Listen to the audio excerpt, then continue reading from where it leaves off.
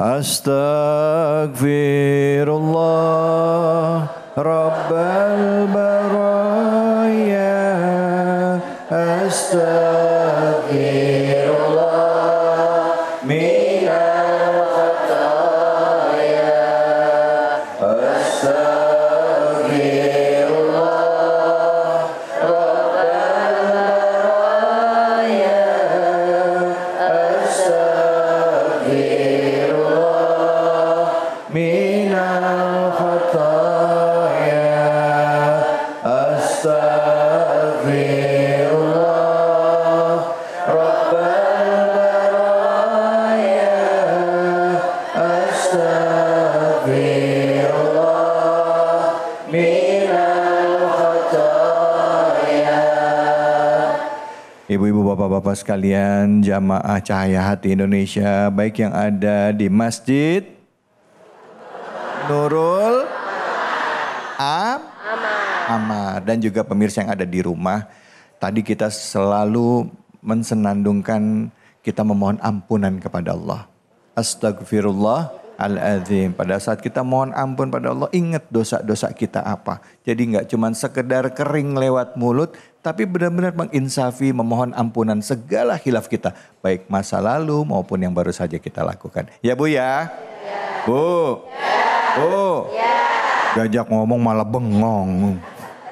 Baik, di kesempatan kedua pemirsa, kita akan melanjutkan kajian kita Surah An-Nisa ayat 122-124. Kalau tadi bicara mengenai tipu daya dari syaitan, ya, membisikkan kepada kita untuk merubah ciptaan Allah. Sekarang kita lihat bagaimana orang-orang beriman menyikapinya. Kali ini bersama dengan Ustazah Inaratul Ain yang sudah hadir bersama kita. Fadol, silakan Ustazah.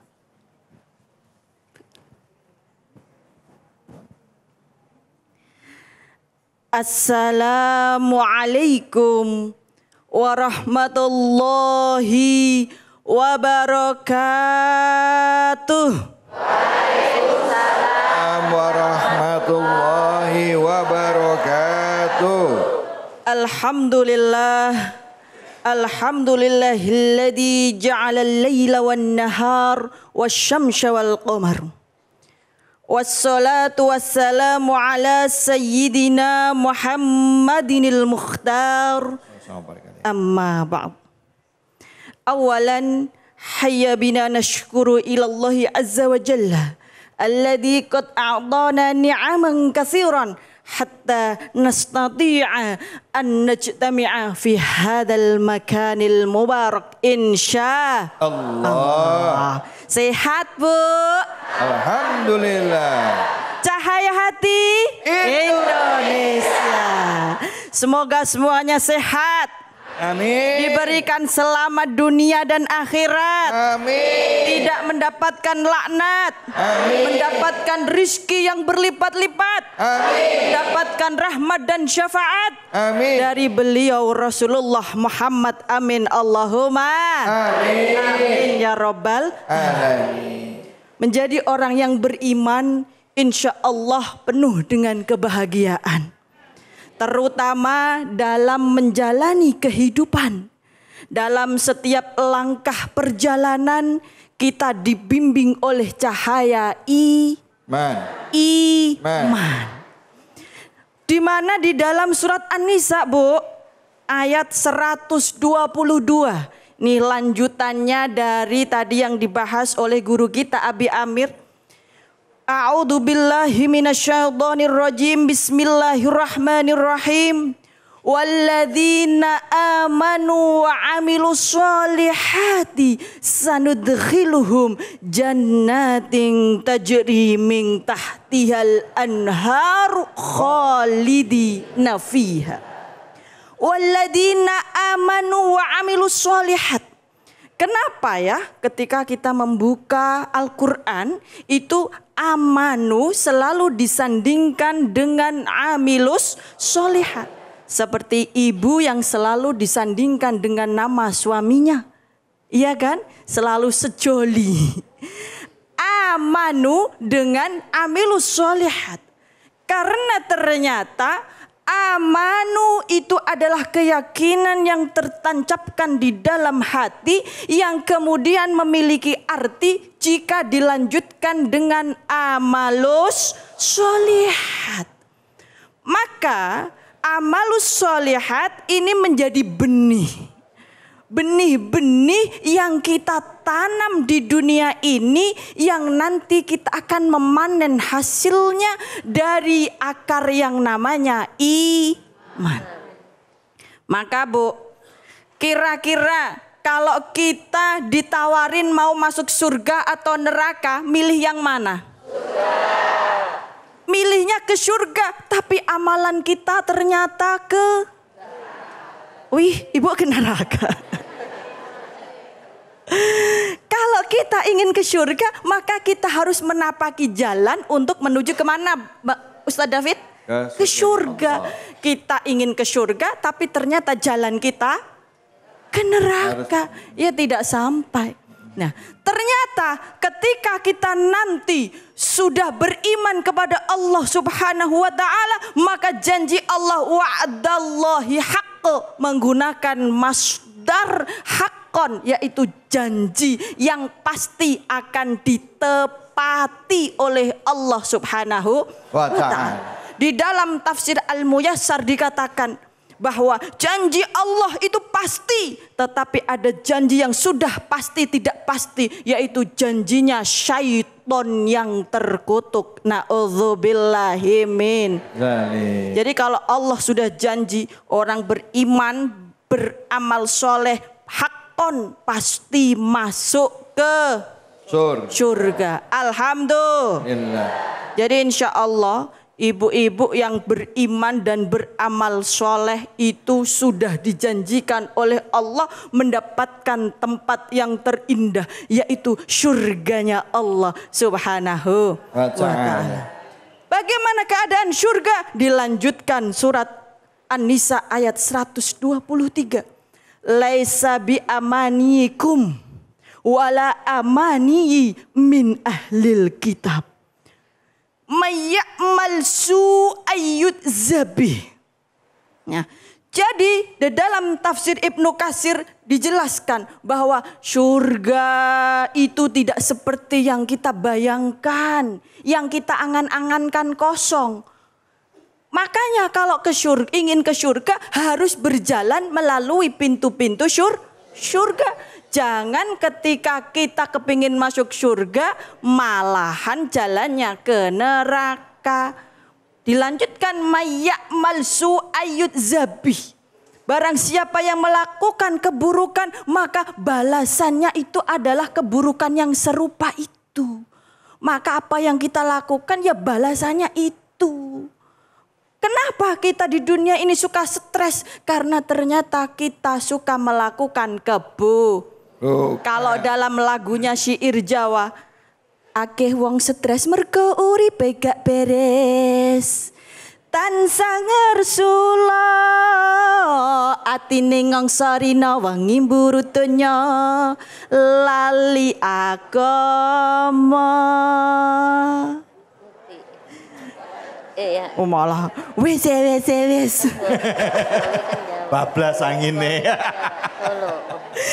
Jadi ternyata banyak orang stres itu karena yudzabi, balasan dari keburukan yang dia lakukan sendiri. Karena ad-dunya mazra'atul akhirah. Karena dunia ini adalah ladang sawah untuk kita nanti di akhirat. Maka di dalam surat Al-Zalzalah senada dengan surat An-Nisa tersebut al-munasabatul ayat famay ya'mal misqala dzarratin syarran yarah. Lanjutannya Bu. Famay ya'mal misqala dzarratin khairan. Wah, jadi sekecil apapun yang kita lakukan itu akan mendapatkan balasannya walaupun seberat biji zarrah, maka keburukan akan dibalas keburukan. Dan dilanjutkan di dalam surat An-Nisa ayat 124. Barang siapa wa may ya'mal minas shalihat min dzakarin wa unsa wa huwa mu'minun. Nah, di sini ada tulisan wahwa mu'minun. Dengan keyakinan yang tertancap di dalam hati. Karena iman tidak hanya di lisan, tetapi juga di dalam perbuatan. Maka ketika kita semuanya melakukan dengan dasar iman, tidak ada yang tidak mungkin di dunia ini kun fayakun. Setuju? Setuju. Setuju? Maka yakinlah pada Allah sang pemilik segala-galanya. Kita terima apa yang menjadi takdir kita sebagaimana Ustadz Abi Amir tadi jelaskan. Maka keyakinan kita itulah yang akan menolong kita untuk menuju ke dalam surga. Di dalam dunia kita akan merasakan bahagia. Karena menurut Imam Al-Ghazali di dalam kitab Ihya Ulumuddin, bahwa kita akan bisa menjadi orang yang baik itu dari sisi lahiriah dan batiniyah, kesucian diri dan kesucian batin. Maka amalan baik dan buruk itu tidak hanya diukur dari sebatas dohiriah, tetapi niat yang tertancap di dalam hati kita. Dasar dari seluruh perbuatan kita. Meskipun kita melakukan perbuatan baik tetapi niatnya buruk, maka itu akan menjadi amalan jelek. Na'udzubillahi min. Mari kita selaraskan diri antara hati, pikiran, dan perbuatan. Alhamdulillah. Terima kasih. Baik, terima kasih banyak Ustazah. Bu, mau punya amalan baik apa buruk? Baik. Kalau yang baik itu nggak boleh dengki, betul? Nggak boleh gibah, betul? Nggak boleh ngerumpi, betul? Nggak boleh marah-marah, betul? Nggak boleh marah-marah sama suami, betul?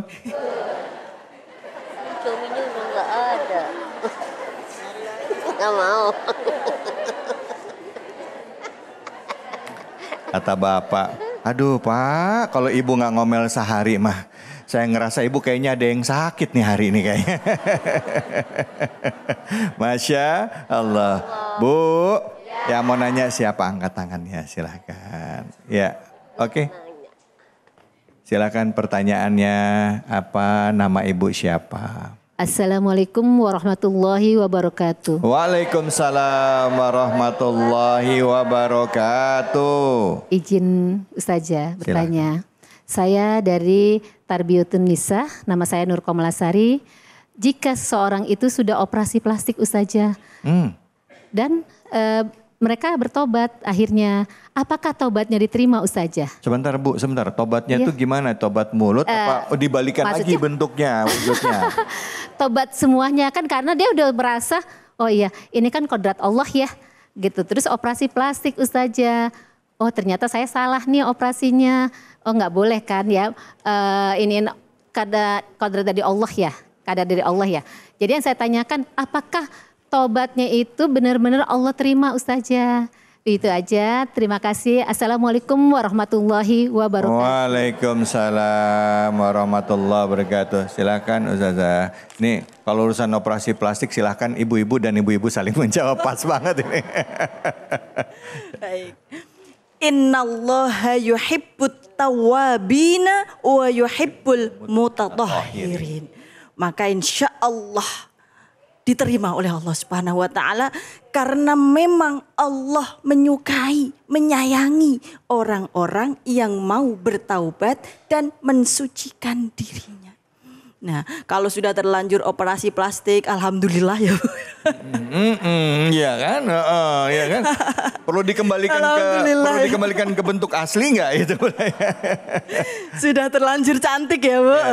Nggak perlu ya Ustaz? Itu kalau misalnya dia sudah bertaubat, maka alangkah baiknya kalau mengembalikan ke semula, itu berarti kan harus mengoperasi lagi. Oh iya, betul. Iya enggak Bu? Follow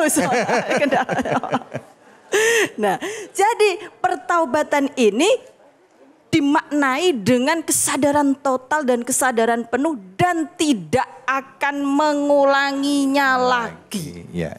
Artinya dengan dalih saya tobat mau dirubah lagi. Itu namanya bosen ya Bu. Sudah bosen dengan hasil operasi plastik, akhirnya pura-pura taubat, itu kan bahaya juga. Akhirnya nanti operasi plastik lagi. Tidak boleh. Ya. Jadi kalau sudah tobat tadi, tobatnya adalah jangan tobat lombok. Oh, maksudnya? Atau tobat sambel. Oh, tobat wah, pedes, tapi habis itu ada sambel, makan lagi. Iya, betul. Jadi harus benar-benar kita taubat, dan taubatan nasuha itu adalah sebaik-baik taubat.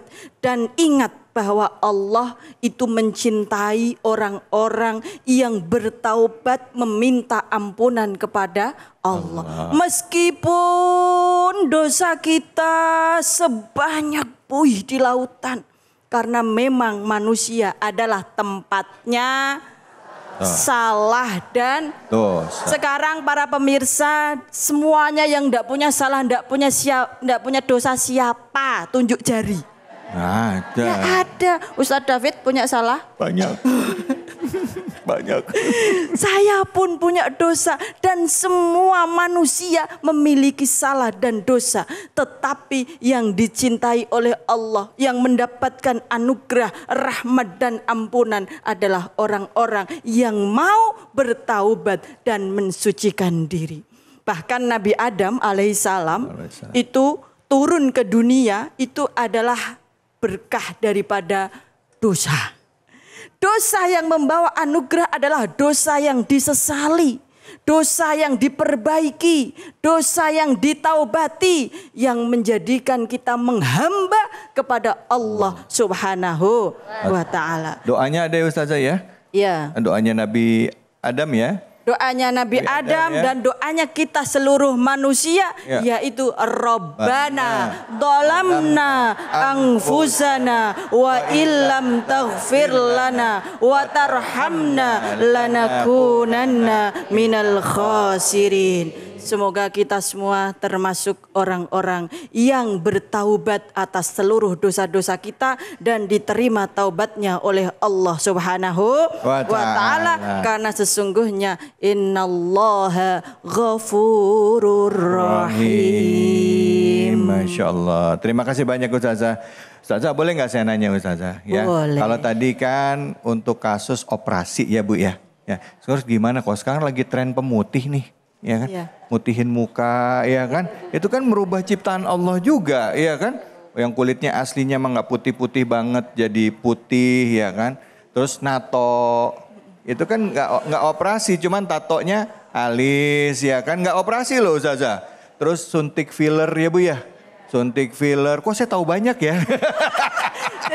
Ini praktisi. Karena dunia lingkungan di pekerjaan saya di dunia hiburan tuh banyak yang seperti itu ya. Suntik filler, karena tuntutan pekerjaan. Nah kalau kayak begitu gimana? Itu satu Ustazah. Terus kedua, orang-orang yang sudah bertato, misalnya tato alis gitu. Perlu nggak tato alisnya kalau orang yang tato badan kan kadang suka disetrika tuh. Nah kalau yang di sini gimana? Silakan Ustazah, Fadhal. Baik, insya Allah kita innamal a'malu binniyat. Ditata dulu niatnya, dan kalau sudah terjadi tadi kita balik arah kepada Shiratal Mustaqim. Baik, Allahumma amin. Terima kasih banyak Ustazah. Jangan kemana-mana, kita akan lanjut lagi tetap di sini di Cahaya Hati Indonesia, dan kita akan berbagi keberkahan bersama dengan Luwak White Coffee dan guru kita Ustazah Inaratul Ain. Tentunya hanya di sini di Cahaya Hati Indonesia.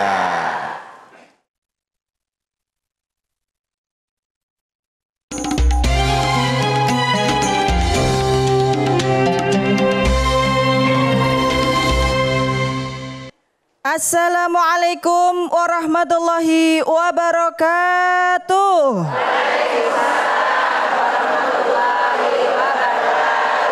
Baik ibu-ibu jamaah Cahaya Hati Indonesia.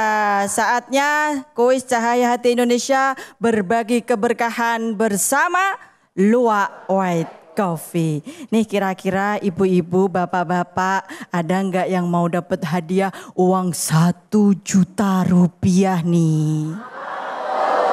Tapi dipotong pajak ya. Ada, alhamdulillah. Nah ini sebelum saya bacakan dulu soalnya.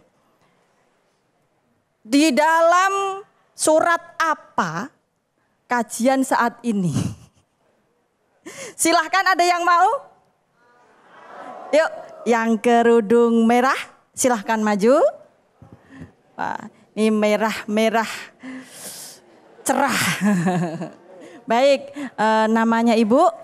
Assalamualaikum warahmatullahi wabarakatuh. Waalaikumsalam. Nama saya Ibu Iis Suryati. Ibu Iis Suryati. Dari Majlis Taklim Lil Mar'atus Sholihah, Komplek Peni. Baik. Tadi soalnya adalah dalam surat apa kajian kita pada siang hari ini? Surat An-Nisa ayat saja 122 sampai 124. Betul Ibu-ibu? Alhamdulillahirabbil alamin. Ini rizkum minallah hada min fadli rabbi min luwak kopi.